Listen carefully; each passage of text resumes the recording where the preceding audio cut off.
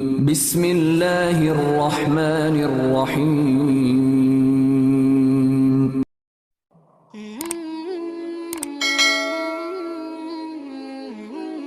السلام علیکم، welcome to my channel نبی کا امتی۔ کیسے ہیں آپ سب؟ امید ہے کہ آپ سب خیر و عافیت سے ہوں گے اور آپ کی دعاؤں سے الحمدللہ میں بالکل ٹھیک ہوں۔ ویڈیو کا آغاز کرنے سے پہلے درود پاک پڑھ لیں۔ اللہم صلی علی محمد وعلی آل محمد۔ آج جو وظیفہ میں آپ لوگوں کے لیے لے کر حاضر ہوئی ہوں وہ بہت ہی مجرب، بہت ہی پاورفل وظیفہ ہے۔ یہ وظیفہ خاص ان بہنوں کے لیے ہے جو اولاد کی نعمت سے، رحمت سے محروم ہیں، جو اولاد چاہتی ہیں، اللہ رب العزت سے ہر وقت یہ دعا مانگتی ہوں گی، لیکن آپ یہ وظیفہ کریں اور پھر اللہ رب العزت سے دعا مانگیں، انشاءاللہ اللہ آپ کی دعا ضرور قبول فرمائے گا اور آپ کی گود ضرور بھرے گا۔ آپ نے یہ وظیفہ پورے یقین کامل کے ساتھ کرنا ہے۔ ہمارے معاشرے میں یہ بہت بڑی جاہلیت ہے کہ اکثر اوقات اس وجہ سے لوگوں کے گھر ٹوٹ جاتے ہیں، شوہر اپنی بیویوں کو چھوڑ دیتے ہیں کہ اولاد نہیں ہے، حالانکہ وہ چیز تو واضح ہے کہ اولاد مرد کی قسمت میں ہے اور دولت عورت کی قسمت میں ہے، لیکن یہاں پر دونوں چیزوں کے لیے عورت کو ہی بلیم کیا جاتا ہے۔ اگر گھر میں نہیں ہے، کوئی رزق نہیں ہے یا اس طرح کی کوئی تنگی ہے تب بھی اسی کو بلیم کیا جاتا ہے، اولاد نہیں ہے تب بھی اسی کو بلیم کیا جاتا ہے۔ تو ان سب چیزوں کو دیکھ کر میں اس لیے یہ وظیفہ آپ کو بتا رہی ہوں، آپ نے یہ وظیفہ کرنا ہے، انشاءاللہ اللہ رب العزت آپ کی ضرور سنے گا۔ وظیفہ آپ نے کرنا ہے صبح یا رات، کسی بھی ایک وقت میں آپ نے یہ وظیفہ کرنا ہے، جو وقت آپ کو صحیح لگتا ہے۔ اگر تو آپ یہ نماز کے فوراً بعد کر لیتے ہیں وہیں جائے نماز پر بیٹھ کے تو بہت ہی اچھا ہے، لیکن اگر ٹائم نہیں ہے تو آپ اسے بعد میں بھی کر سکتے ہیں، وہ کوئی مسئلہ نہیں ہے۔ آپ نے سورہ فرقان پارہ نمبر 19 کی 74 آیت ہے، آیت نمبر 74 74، یہ آیت مبارکہ آپ نے 313 مرتبہ پڑھنی ہے۔ اول و آخر آپ نے 3 مرتبہ درود ابراہیم پڑھنا ہے اور اس آیت مبارکہ کو پڑھنا ہے۔ اس کے بعد اللہ رب العزت سے دعا مانگنی ہے، رو کر مانگے، گڑ گڑا کر مانگے، ایسے مانگے جیسے ایک بچہ اپنی ماں سے مانگتا ہے، اور اللہ رب العزت تو 70 ماؤں سے زیادہ پیار کرنے والا ہے، وہ آپ کی دعائیں کیسے رد کرے گا؟ آپ اپنے رب سے مانگیں گے، وہ کیسے انکار کرے گا؟ آپ نے یقین کامل سے یہ وظیفہ کرنا ہے۔ بہت سی ایسی میری بہنیں ہیں جو پہلے بہت سے وظائف کر چکی ہوں گی، وظیفے کر کر کے تھک چکی ہوں گی، ان کے ذہن میں یہ چیز بھی آئے گی کہ جہاں اتنے وظیفے کیے یہ ایک وظیفے سے کیا ہو جائے گا، لیکن قسمت بدلتے ایک پل بھی نہیں لگتا۔ ہو سکتا ہے یہ وظیفہ ہی آپ لوگوں کے لیے یہ مشکل آسان کر دے، ہو سکتا ہے اللہ نے آپ کے لیے اس وظیفے میں ہی رحمت اور نعمت رکھی ہو۔ اولاد اللہ تعالیٰ کی رحمت ہے اور نعمت ہے، بیٹیاں رحمت ہیں، بیٹے نعمت ہیں، دونوں ہی عظیم ہیں، بڑی ہیں۔ آپ نے اللہ سے پر امید ہو کر یہ وظیفہ کریں، انشاءاللہ اللہ رب العزت آپ کو ضرور عطا کرے گا۔ ایک دفعہ یہ وظیفہ کریں، جہاں اتنے وظیفے آپ نے کیے ہیں ایک یہ وظیفہ بھی کریں، ہو سکتا ہے اللہ رب العزت آپ کی یہاں سے ہی سن لے۔ اس لیے نا امید نہیں ہونا چاہیے، کوشش کرتے رہنا چاہیے، ہو سکتا ہے اللہ نے ہماری قسمت میں یہی لکھا ہو کہ ہمیں جو بھی ملے گا وہ مانگ مانگ کر ملے گا۔ کبھی ہم لوگ کہتے ہیں نا کہ ہمیں تو ہر چیز کے لیے مانگنا پڑتا ہے، ہر وقت ہم یہ چیز کرتے ہیں، لیکن آپ یہ نہیں سوچتے کہ اللہ نے ہو سکتا ہے ہماری قسمت ہی ایسی لکھی ہے کہ ہم اللہ سے گڑ گڑا کر مانگے تب اللہ ہمیں عطا کرے۔ یہ ہماری خوش قسمتی ہے کہ ہم اللہ پر اتنا یقین رکھ کے اللہ سے مانگتے ہیں اور انتظار کرتے ہیں کہ اللہ ہمیں ضرور عطا کرے گا۔ اس کے لیے چاہے جتنا وقت لگتا ہے ہم اس صبر کے ساتھ، اس یقین کے ساتھ کریں گے تو اللہ ضرور عطا کرے گا۔ وظیفہ ایک دفعہ پھر سن لیں۔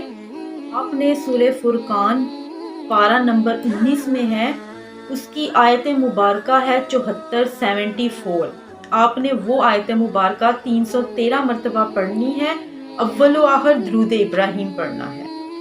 یہ آپ کو سکرین پر شو ہو رہی ہے سورہ آیت، آپ نے اگر تو آپ کو زبانی یاد ہو جائے تب بہت اچھی بات ہے کیونکہ چھوٹی سی یہ آیت ہے، لیکن اگر یاد نہیں ہوتی تو آپ اسے دیکھ کر بھی پڑھ لیں تب بھی ٹھیک ہے، لیکن یہ عمل آپ نے تب تک جاری رکھنا ہے جب تک آپ کی حاجت پوری نہیں ہو جاتی، یعنی اللہ آپ کی وہ مراد، آپ کی وہ خواہش، آپ کی حاجت پوری نہیں کرتے تھے، آپ نے اللہ سے مانگتے رہنا ہے اور اس یقین سے مانگنا ہے کہ اللہ ضرور دے گا، نا امید نہیں ہونا، آپ نے پر امید ہو کر آپ نے یہ وظیفہ کرتے رہنا ہے اور اس یقین کے ساتھ کہ انشاءاللہ ایک دن اللہ میری ضرور سنے گا اور وہ صحیح وقت ہوگا۔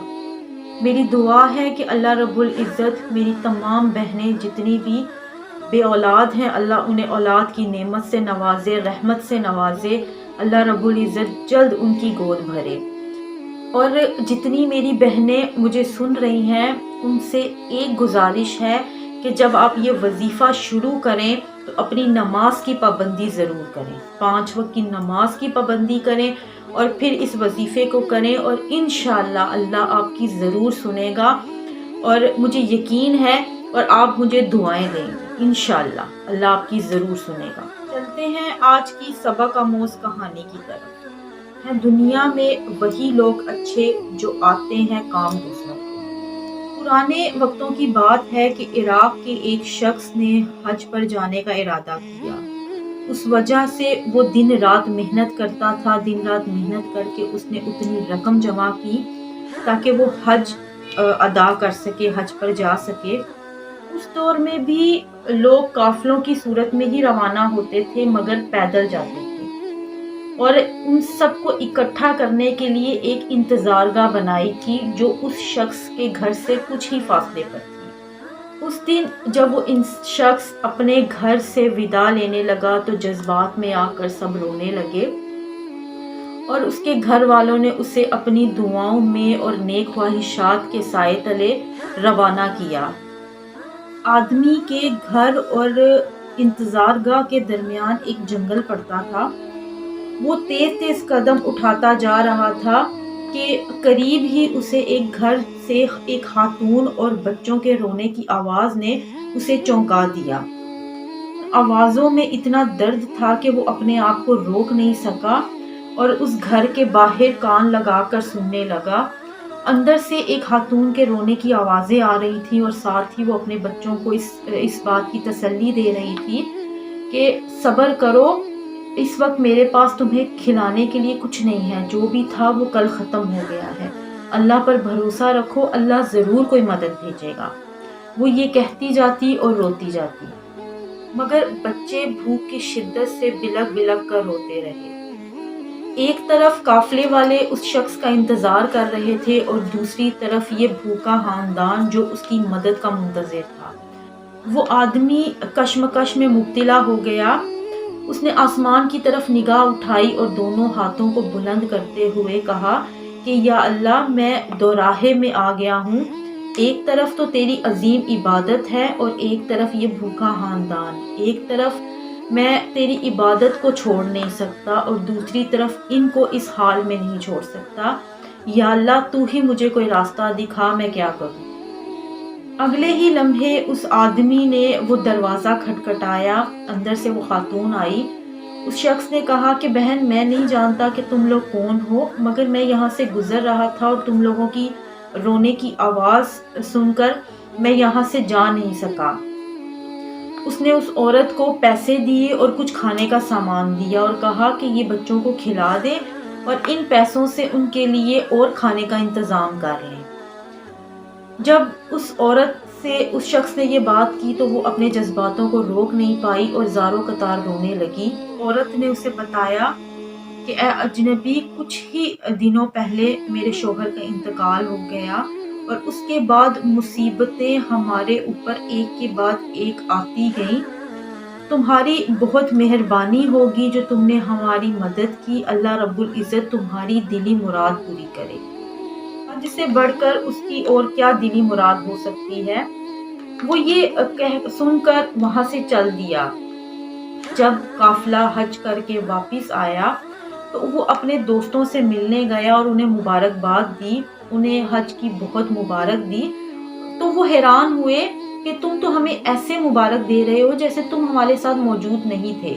وہ شخص بہت حیران ہوا اور اس نے پوچھا کہ مجھے سمجھ میں نہیں آ رہی کہ آپ کیا کہہ رہے ہو۔ تو اس نے کہا کہ تم ہمارے ساتھ ہی تھے، ہمارے ساتھ تم نے وہاں طواف کیے، ہم نے اکٹھے بیٹھ کر آب زمزم پیا۔ یہ باتیں جیسے وہ بتاتے گئے وہ اور حیران ہوتا گیا۔ اسی کشمکش میں، اسی پریشانی میں اس کی آنکھ لگ گئی اور اس نے خواب میں دیکھا کہ نبی پاک صلی اللہ علیہ وآلہ وسلم اس کے خواب میں آئے ہیں اور اسے کہا کہ ایسا کون سا ثبوت پیش کریں جو تم اس بات کو مان لو کہ تم نے حج ادا کیا ہے، تم نے اس عورت کی، اس غریب کی جو مدد کی ہے، حج کو ملتوی کر کے تم نے اس عورت کی مدد کی ہے، اللہ رب العزت نے اس کے بدلے تمہیں حج کا ثواب عطا کیا ہے۔ اللہ رب العزت نے ایک فرشتہ مقرر کیا تھا جو تمہاری شکل میں حج ادا کر رہا تھا اور تمہیں ہر سال حج کا ثواب ملے گا۔